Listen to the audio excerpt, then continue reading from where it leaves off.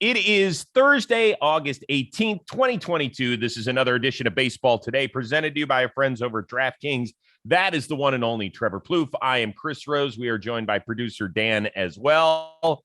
Plouffe, it is good to see you. I am in my hometown of Cleveland, Ohio for the next several days, visiting some family, getting ready to do another Browns game, going to the Guardians-White Sox on Friday. It is going to be a tremendous sporting weekend for the Rose family. I'm very excited.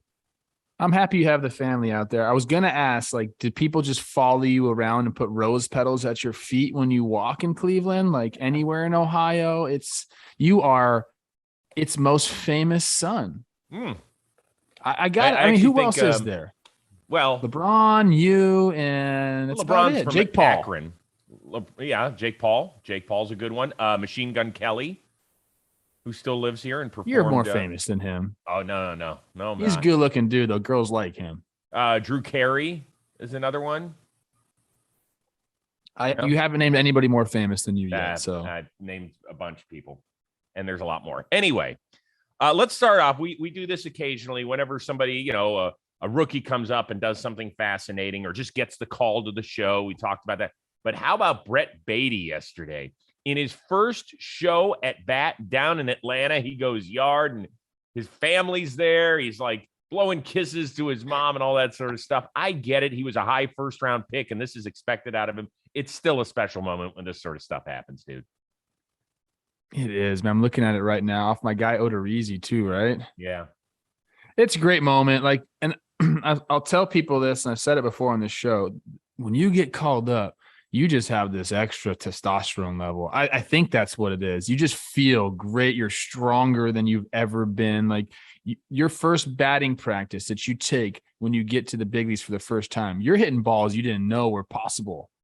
Some people will say, oh, it's because you get pearls in the show and you're hitting these balls that are so hard, they go so far, but you just get this little extra strength when you're there. And when he touched that ball, see ya. That's a great moment, man. Really cool for him. Mets got a much-needed win down in Atlanta, and Jacob deGrom will take the hill in the fourth and final game of the series against Atlanta later on Thursday.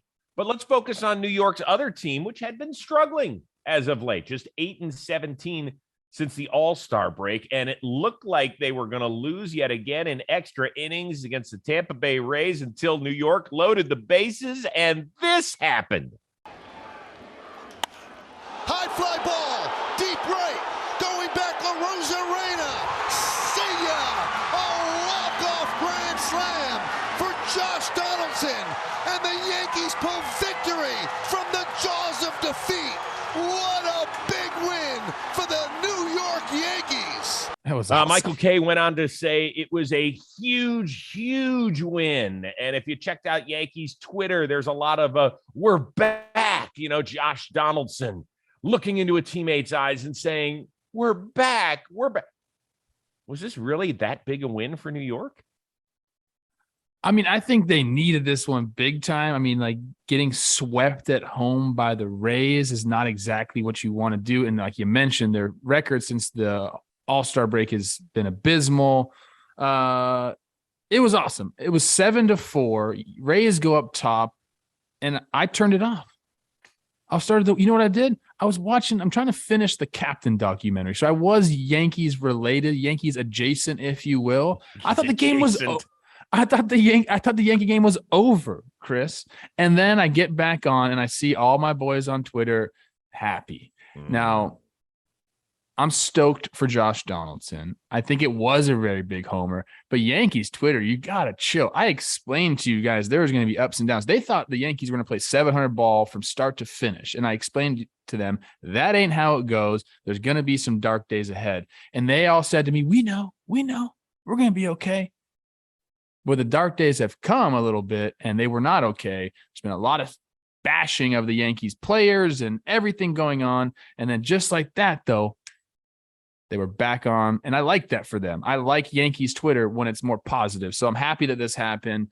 Happy that it was Josh Donaldson, too, because he's been taking a little bit of heat from them. And the Oppo homer, he knew it right away. It was a beautiful swing, Chris. It was a nice win. No question. Can we be more dramatic in New York? And by the way, this is a lot of fan bases, so I don't want to just finger point at Yankees fans, but I will for just a second because that's who it surrounded last night. You can't pick and choose when moments of a season are great and ultra important. Beginning of the year, first 2.5 months, the Yankees are on this ridiculous run, and we're talking about them maybe having the best single season record in Major League Baseball. Then they hit the shitter the last 5 weeks, and everybody said, yeah, they're not playing well, but it's not that big a deal. It's not. So it's one or the other. Which one is it? Are you guys destined to be the greatest single season franchise in baseball history, or is it not that big a deal because you're 8-17 since the All-Star break? What is it? Just fill me in, and I'll follow along your path. By the way, last night's win wasn't even the biggest win of the night by a team. That was my Cleveland Guardians, who were a couple of outs away from losing 3 of 4 to the measly Detroit Tigers and falling into a first-place tie in the American League Central. If the Yankees had lost last night, do you know what their lead would have been? 10. 8. Does that sound like something to panic about? No, but look, man, my friend Michael K. I think we're friends. I consider Michael K. a friend. I like Michael too. I've never met Michael K. I don't think, but I think we'd be great friends. We should go out to dinner one time. Like, he said it best in The Captain, the Jeter documentary. It's the greatest place in the world when you win, and it might be the worst place in the world when you lose. It's just how it is, dude. And we know that, and we're always talking about it. It's just how it is there. Their emotions run high and they run freaking low. They run hot and they run cold. And you know what? That's just New York, and we got to accept it, Chris. We just got to accept it. Hit the fast forward button to 2 months from today, if they're still playing. I think they will be. Yeah, I think they will be.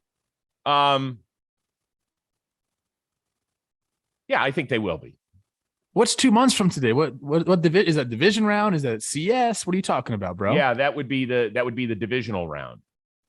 I don't think they're going to lose the division. Of course they're going to be in the divisional round. Right. What do you mean? My point is this: they're kind of locked into the 2 seed. I don't think they're going to go on a big enough run to surpass Houston to get the 1 seed.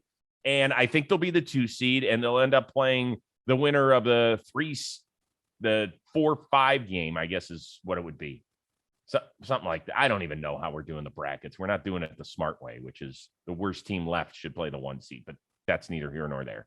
My point is that it's a great moment for Yankee fans to enjoy in the regular season. To say it saved our season and turned things around, please. I could go on and on about this because August, they said they're just resting people. This isn't real Yankees baseball. But then something like this happens, like, this is it. It saved our season. It's funny, man. But like I said, it's just New York being New York. And I've come to really appreciate the people that root for this team because they're very passionate. Sometimes they need to be talked to by you and I to chill them out a little bit. But like, it's just who they are, man. And it kind of is what makes the Yankees valuable. Well, the fan base. You don't got a fan base, you're not valuable. The fan base is very passionate, and I think that's okay. You also don't have a fan base unless you've had great players and legendary players over the years. I don't think it was the fans that made the players legendary. I'll go the other way on that. I try to give the players a little bit of credit in that equation too. By the way, this is not, I don't want the comments being, oh, Rose, you're a Yankee hater. No. I'm being realistic here. If you had lost last night, you'd still have a fucking 8-game lead. That's it. That's pretty good with 2 months to go. All right. Speaking of a first place team, the St. Louis Cardinals win. The Milwaukee Brewers lose. St. Louis now has a 3-game lead in the National League Central. And Jordan Montgomery gave up his first run in his new uni, but he's been unbelievable in his 3 starts. Will Montgomery's addition be the, quote, sneaky move of the trade deadline? Because there's always at least one that you don't look at it and say, oh, that's an unbelievable move. But at the end of the year, you're like, damn, that was awesome. So I love the Monty move, and I'm happy that he's somewhere where he's, producing and wanted, I guess. Not that he wasn't wanted. Yeah, it's not that he wasn't wanted in New York, but he was kind of like the odd man out a little bit. So they gave him an opportunity to go somewhere else. He's doing great. I'm going to let you talk about Monty because I think that's what's going to happen here. I have a different guy that I think is the underrated. Oh, well, you better talk a little bit more about Monty, okay? Because he deserves some shine. He does. But let me tell my guy. Hold on. Oh, okay. Go ahead. My guy is shoring up a bullpen in a place that really needs it. I think we and have he the used same to guy. be a Yankee. He used to be a White Sox. David Robertson. We had the same guy. Hey, 6 outings, Chris. No runs, 2 saves, 2 holds.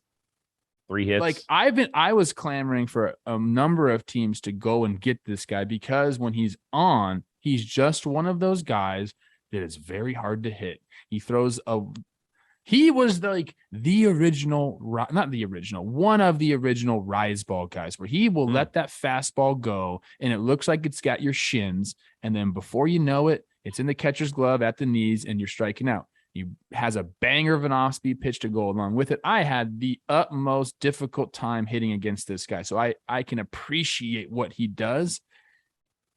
I think the Phillies needed someone like that in their bullpen with experience in the postseason. I love this move. I love this move by the Phillies. So I'm giving it to David Robertson. Obviously, you were too. So, yeah, I was going to give it to Robertson, but I would disagree with you from this standpoint. I think Philly's bullpen has actually been better than we anticipated this year. They've actually put up some of the better, but you add a championship arm like that, I think it was a great move, and I think that's why you and I were on the same wavelength. As far as Jordan Montgomery goes, I don't know if the Cardinals have enough to make the sort of run the Atlanta Braves did last year, but it's the reason I formulated this question was because at the trade deadline, the Braves totally revamped their entire outfield. And if you looked at it in a vacuum, when they brought in Eddie Rosario, Jock Peterson, and Jorge Soler, we were like, okay, I guess. Like, that's what's going to help you win the East. And sure enough, not only did it help win the East, Rosario and Soler were the MVPs of the NLCS and World Series, respectively.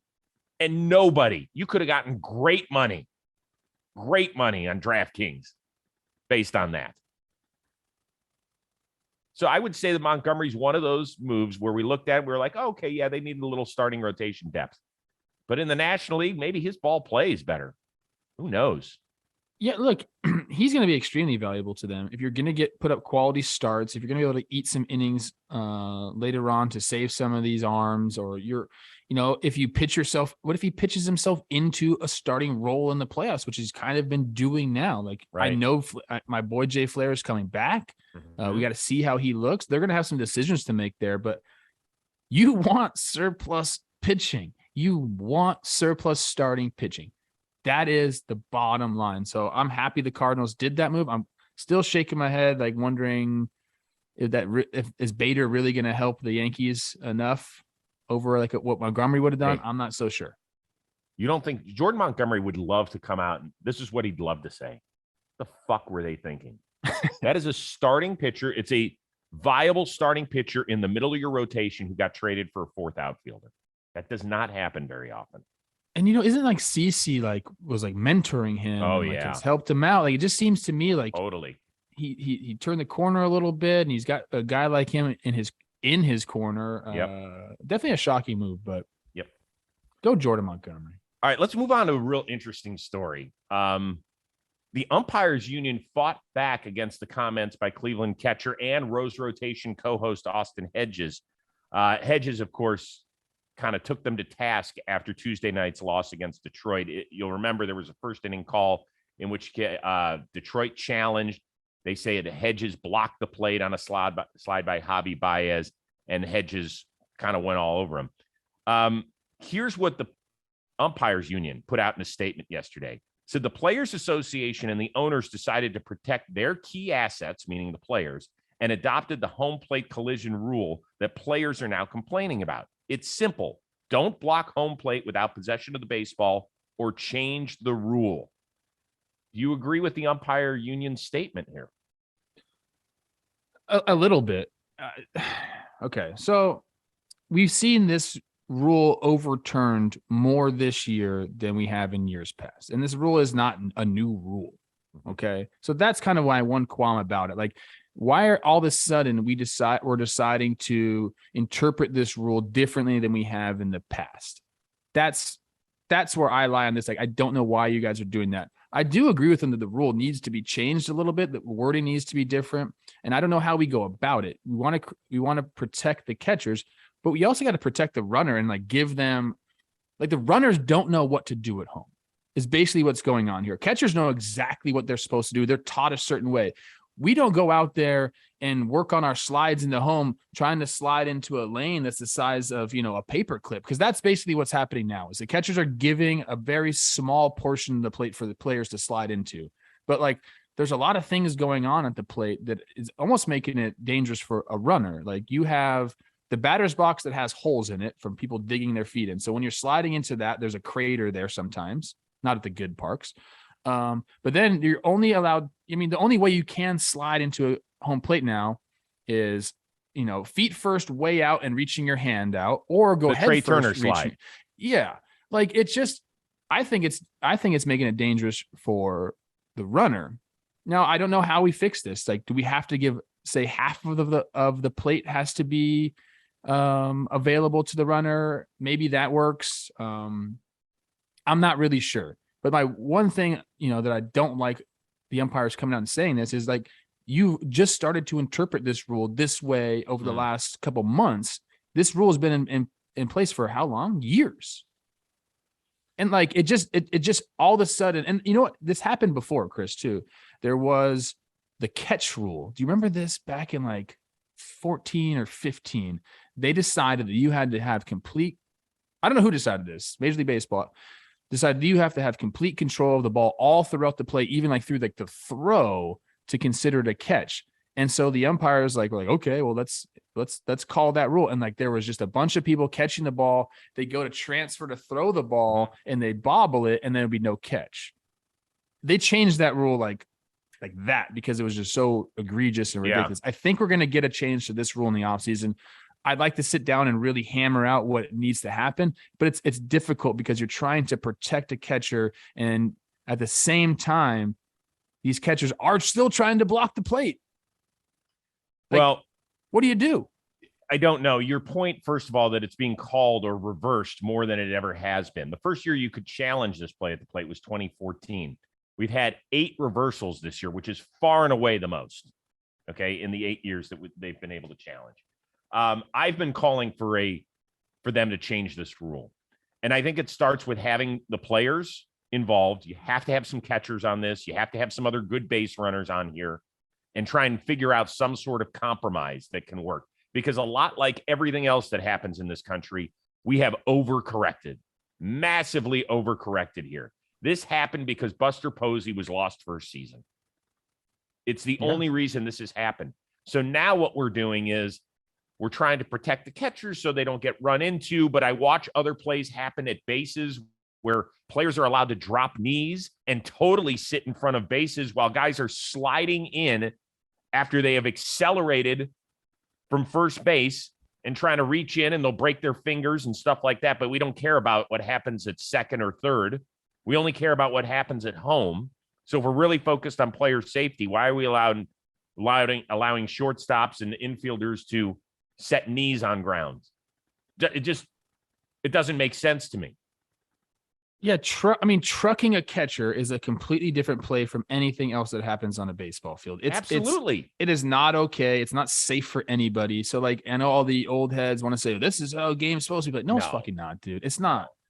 Like, one guy is coming full speed and the other guy is sitting there. Like, that never happens anywhere in any other sport. And if it happens in football, it's bad. What? Do you agree with me that we've overcorrected? Yes. Okay. So that's my point, is that there's got to be a happy medium here somewhere. And it's really going to be a problem if this happened October 16th instead of August 16th. I know nobody really gives a shit about what happened 2 times to the San Diego Padres or what happened that time to the Cleveland Guardians. But you tell me, if it happens to the LA Dodgers, if it happens to the New York Yankees, if it happens to the Atlanta Braves, and it costs them a playoff game or a playoff series, how's that going to look for baseball? And we just talked about Yankees Twitter. Can you imagine in a playoff game this happens? See, here's what we do on Baseball Today. We are preemptive. We love the most reactionary sport in the history of the world. Baseball is like, and then they wait for something shitty to happen and they get blasted in the national media and they go, oh, maybe we should change something. No shit, you should change something. Get out ahead of this because you're playing with fire. I'm telling you, if this happens in October and it costs somebody a game or a series, then we're all screwed. I'll give my quick off the top of my head thing I think they should do. I think that you have to allow more of a lane for people to slide into. The little sliver of a lane is just not enough. It's not enough. And that's what we're getting that's why we're getting all these reversals is because, sometimes it's the catcher moving preemptively in the lane without the ball. Sometimes it's they didn't leave enough of a lane. It just needs to be explained perfectly. Okay, you need to leave. How wide is the plate? I don't freaking know. Half of that. You have to allow the player to be able to slide into the plate. Can I ask you a question? Yes. Other than the one I just asked you. Are NFL defenders allowed to defend the goal line to the best of their ability? Do they have to give somewhere an opening for guys to get in the NBA? Do you have to? Aren't you allowed to guard the entire rim? You can't stay there. 3-second rule. You can on defense. If somebody's driving the lane, you can block. You can't say, well, I'll give him this much space to try and get the ball past me. I mean, I'm with you on that. Why do we have to give the runner? Isn't it the runner's job to figure out a way to touch that plate? That is the holy grail, bro. No, because baseball is not a sport where you need to, first of all, one person has gear, the other person doesn't. One person's running full speed, the other person's stationary. I agree. We do not need collisions at home plate. I'm with you too. But if you're out, you're out. Your job is to beat the ball here. And if you're not fast enough to do it or the defense makes a great play, I tip my cap to them. Dude, people have called for that, just beating the ball. But baseball is a game where you have to tag someone with the ball. And it's most of these plays aren't force plays, obviously. So you got to tag. That's part of the game. So you have to keep that in line. But you also have to, you want to avoid the collisions. You just got to give more of the plate. Is basically what I'm saying. I think that changes everything. If you say catchers, you have to give them half of the plate. Do whatever else you got to do. Everybody should YouTube the late legendary comedian George Carlin on the differences between football and baseball. It is one of the great 6-minute bits in the history of sports comedy. It is just a beautiful thing, Football is played in old stadiums like Soldier Field, while baseball is played in a park. It's that sort of thing. And all I can think of is the difference. Here we're inviting. Here, have your little runner's lane, like it's a bike lane that somebody's supposed to use on a Saturday exercise thing. I just don't believe in that. Dude, it's not. Well, it's a different game. I don't agree with that point at all, Chris. We just don't need collisions at home plate. It just doesn't make any sense. Part. I agree that we don't. I think there's a way to not have collisions. Just basically say, hey, runner, you're effed. You're out. See you. So as a runner, what do you do? Just spikes up right into his chest. What do you do? No, because you'll be out. Because I'm not going head first into home plate. Obviously, you can't truck the catcher. So the only thing we can do to try to get to home plate is put our freaking metal spikes. By the way, Chris, we're the only sport that uses metal spikes. Okay. We're gonna have to just move right on here. Because of time. You know what? Let's do an experiment. Let's get you with some catcher's gear. I'll be the runner, and let's go do it, baby. You joke. I will find the clip on the Best Damn Sports Show, period. We had AJ Pierzynski on and we had Torrey Hunter. And you remember Torrey Hunter? I think it was Burke, the catcher for the White Sox that he nailed. Torrey Hunter can nail people, yes. He crushed somebody. So I got all decked out in catcher's gear. He was probably only 25 feet away when he started. He nailed me. I almost hit my head on the wall and almost got concussed. Now he made me fly. And I'm not a little guy. And it was from 25 feet away. So I understand that side of it. I'm going to come in spikes up, though. You're misinterpreting what I'm saying. I don't want the collisions, but I want it to be the onus on the offense in order to find a way to that home plate. Be better. What are you supposed to do? Jump over? I don't know. I think we got to just move on because I don't. All right. I don't know what you're talking about anymore. All right. Rangers fired their president of baseball ops, Jon Daniels, just 2 days after they got rid of their manager, Chris Woodward. So that means it is now the Chris Young show all over the place. He's going to be making all the decisions. Should Rangers fans be excited about this? I don't know. We'll see, bro. Look, Jon Daniels was there so long. Like he oversaw the team when they were, going back-to-back World Series, and like they were, they had some success there. The thing that he's really missed on is drafts and player development. So that's all. And that's a big thing, since 2016, they really haven't been a competitive baseball team, essentially. So like he had a long leash because of what he did early on. It hasn't worked out. Like their drafts have been abysmal. Like they just haven't been right. And like if that happens, like your organization is going to suffer because you need to draft good players and develop them so you can bring them up and pay them, basically so you can pay them nothing and then go supplement your roster. That's the key to success. Look at the Braves, look at the Houston Astros, look at the Dodgers. Like you have to be able to do that. The Rangers have not been able to do that. As far as Chris Young, we'll see, man. Like it's a difficult job to be in. He's kind of like worked all over the place. Obviously, he's a starting pitcher. I once broke up a perfect game of his. No big deal with a triple off the wall. He was a tough guy for me. He was so tall, and like his ball was just different. He worked in the commissioner's office. Now he's been here a few years. I'm excited to see what he does. People know that me and the Texas Rangers organizations just did not get along. Jon Daniels was part of that. I felt like he wasn't transparent with me when I signed there. I didn't get the opportunities that he told me he was going to give me. So that's why I'm pretty hard on them. Plus, like they just haven't been good. We'll see what happens. They got ownership's all in. They've been spending money lately. It looks like they're like wanting to be a good team. So that's nice for a guy like CY to have that. You have the backing of the ownership to go and make moves. I think he's got a lot of tools at his disposal, but you still got to create something, and we got to wait and see. In Texas, I told you this the other day, you play such a distant second fiddle at best to the Dallas Cowboys in town. I think with Ray Davis, what their owner said yesterday is that it doesn't sound like there's going to be a lot of patience here. And I wonder if that just means another massive overspend, and it means just a 500 team. Like they've spent $500 million on their shortstop and second baseman. We don't have a problem with it. It's just, I don't know if the infrastructure is good enough there. It's not like you can bring in all these studs and then have young guys coming up to also add to the equation. It just doesn't feel like there's enough there. So it's kind of backwards. It's very backwards. Like you want your young guys to come up and show a little something. Yeah. And then supplement your roster with the free agent signings. I think they were preemptive with it. Maybe that's what they thought. Like, hey, we got these guys. They're both very much leaders. They're very much good people who they can count on. So I'm talking about Seager and Simeon. Like, I think that's great for them. The farm system's good. I think it's like a top 5 farm system, with the addition. We'll see. Exactly. The rankings they're just guesses, essentially. Yeah. Educated guesses, but guesses. They need the farm system to produce. They need Leiter to come up and be a guy. They need Rocker to come up and be a guy, about 4 other pitchers to come up and be guys. And then we can start talking about the Texas Rangers in the light that they want to be talked about. By the way, the Rangers, I don't think they're going to get to 81 wins this year. They're about to have the longest sub 500 streak since they moved to Texas in 1972. Not going to be good.